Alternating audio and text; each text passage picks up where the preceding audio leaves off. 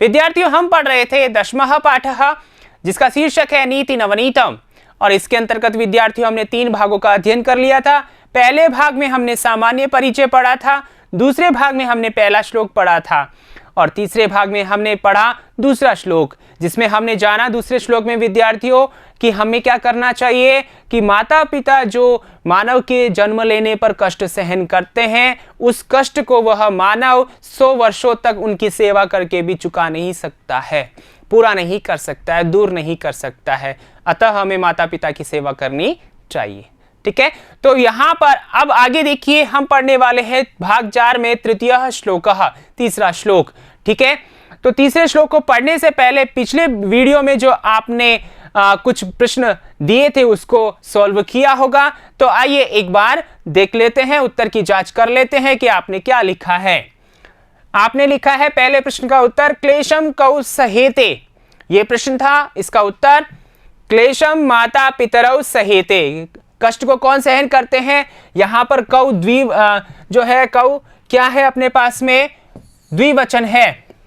ठीक है, द्विवचन है, इसलिए माता पितरौ ये भी द्विवचन में आएगा। ठीक है, 2 है इसलिए। दूसरे का उत्तर क्या लिखा? केशाम संभवे माता पितरौ क्लेशम सहेते। किनके उत्पन्न होने पर माता पिता कष्ट को सहन करते हैं? तो नृणाम, मानवों के, संभवे माता पितरौ क्लेशम सहेते। समझ में आ गया विद्यार्थियों? तो ये 2 प्रश्न आपको दिए थे। आइए आगे बढ़ते हैं अगले श्लोक की ओर। अगला श्लोक है अपना तृतीयः श्लोकः। उच्चारण करते हैं, सस्वर वाचन करते हैं। सबसे पहले आप भी मेरे साथ कीजिए। तयोर्नित्यं प्रियं कुर्यात् आचार्यस्य च सर्वदा तेष्वेव त्रिषु तुष्टेषु तपः सर्वं समाप्यते। ठीक है, एक बार फिर से।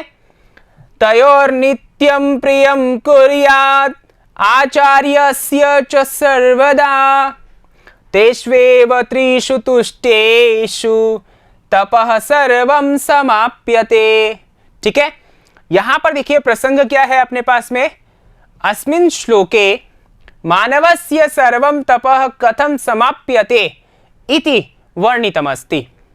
अर्थात इस श्लोक में मानव का जो सभी प्रकार का तप है, ठीक है ना, मानव का सभी प्रकार का जो तप है, ठीक है ना, कथम, कैसे, किस प्रकार से समाप्यते, समाप्त हो जाता है, फलीभूत हो जाता है, ऐसा वर्णन यहां पर किया गया है।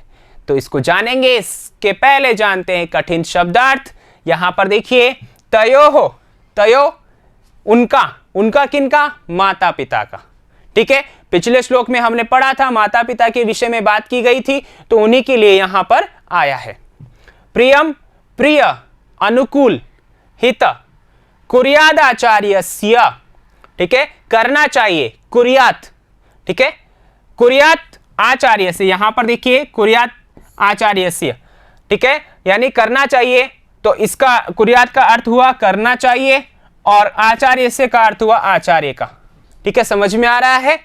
तो यहां पर जो है जस्तु संधि है, यानी कि हल संधि है। ठीक है, सर्वदा, हमेशा, तेष्वेव, उनमें ही। यहां पर देखिए तेषु धन एव, तेषु धन एव, यहां यण संधि है, उनमें ही। त्रिषु, तीनों, तुष्टेषु, संतुष्ट होने पर, समाप्यते, समाप्त होता है। ठीक है, क्या समाप्त होता है जानते हैं श्लोक में। तयोर नित्यम, तयोर नित्यम, यहां पर देखिए इसको हम अलग अलग करेंगे। तयोः नित्यम, ये ऐसे हो जाएगा, ऋत्व विसर्ग संधि है। तयो यानी उन दोनों का। ठीक है, उन दोनों का या उन दोनों की, उन दोनों किनकी? पिछले श्लोक में हमने किसके विषय में चर्चा की थी? माता पिता की चर्चा की थी ना। तो तयो का मतलब है माता पिता की। ठीक है, नित्यम यानी हमेशा, सदा, निरंतर। प्रियम, प्रिय, प्रियम यानी प्रिय या सही, उचित, अनुकूल। ठीक है, कुर्यात, कुर्यात यानी करना चाहिए। ठीक है, आचार्यस्य च, और आचार्य का भी। ठीक है, मतलब यहां 3 लोग हैं विद्यार्थियों। कितने लोग हैं? 3 लोग हैं। 3 कौन कौन है? तयो का मतलब माता पित्रोः। ठीक है, यह अर्थ हो गया। और यहां पर नित्यम यानी हमेशा, और तीसरा व्यक्ति, 2 तो ये हो गए माता पित्रों, और यानी कि यहां आप इसको कह सकते हो माता पिता। ठीक है, ये भी। और यहां पर आचार्य, ठीक है, आचार्यस्य। आचार्यस्य का मतलब है यहां पर आचार्य का, यानी कि आपके गुरु का, विद्यार्थी का जो गुरु होता है उसका। ठीक है, तो 3 यहां व्यक्ति हो गए, माता पिता और गुरु। च यानी और, सर्वदा यानी हमेशा।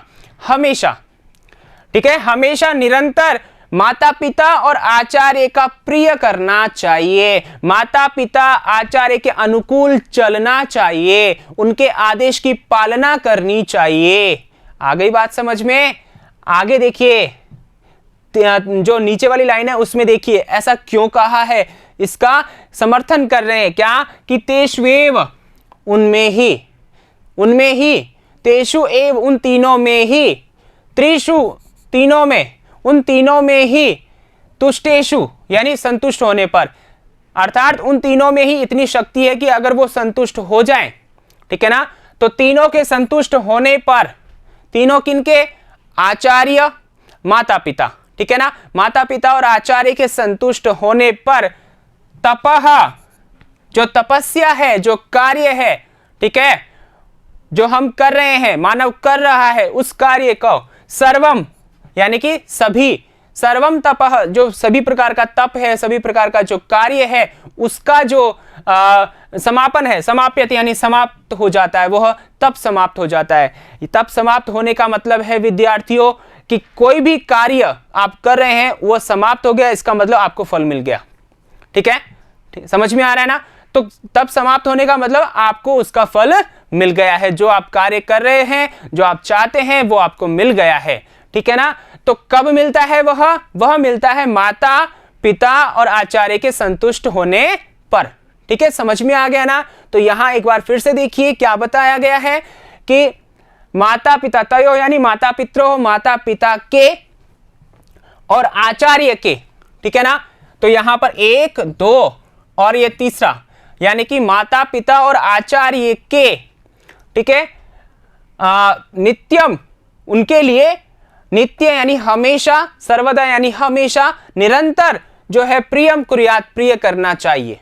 हमें मतलब विद्यार्थियों आपको, हमें माता पिता और गुरु का प्रिय करना चाहिए, उनके अनुकूल आचरण करना चाहिए, क्योंकि तीनों के संतुष्ट होने पर सारा तप समाप्त हो जाता है, अर्थात अपना जो कर्म हम कर रहे हैं उसका फल हमें मिल जाता है। आ गई बात समझ में? अब यहां पर आगे देखिए, हम आगे चलते हैं अन्वय की ओर। अन्वय देखिए किस प्रकार है, तयोः आचार्यस्य च नित्यं प्रियं कुर्यात् सर्वदा तेषु त्रिषु तुष्टेषु एव सर्वं तपः समाप्यते।